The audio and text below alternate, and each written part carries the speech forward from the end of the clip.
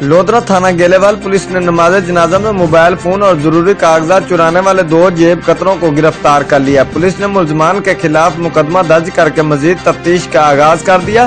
District police officer Lodhra سید قرار حسین کی ہدایت پر ضلع بھر میں جرائم پیشہ عناصر کے خلاف کریک ڈاؤن جاری ہے۔ SHO تھانہ گیلےوال محمد زبیر کی سربراہی میں اسسٹنٹ سب انسپکٹر محمد عمران نے دیگر ٹیم کے ہمراہ جرائم پیشہ عناصر کے خلاف کارروائیاں کرتے ہوئے نماز جنازہ میں موبائل فون اور دیگر کاغذات چرانے والے 2 جیب قطروں محمد عاصم اور علی حسن کو گرفتار کر لیا۔ پولیس نے ملزمان کے خلاف مقدمہ درج کر کے مزید تفتیش کا آغاز کر دیا ہے۔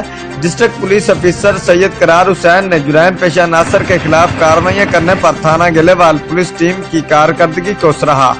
ڈسٹرکٹ پولیس افیسر سید قرار حسین نے میڈیا سے گفتگو کرتے ہوئے کہا کہ جرائم پیشہ عناصر کا خاتمہ میری اولین ترجیح ہے۔ جرائم پیشہ عناصر کے خلاف ضلع بھر میں کریک ڈاؤن جاری ہے۔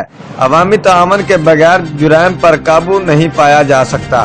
شہری جرائم پیشہ عناصر کی نشاندہی کرے، جرائم پیشہ عناصر کے ساتھ آہنی ہاتھوں سے نمٹا جائے گا۔ رپورٹ کیمرہ ٹیم کے ہمراہ عمر فاروق، نمائندہ جیو ایکسپریس نیوز گیلےوال۔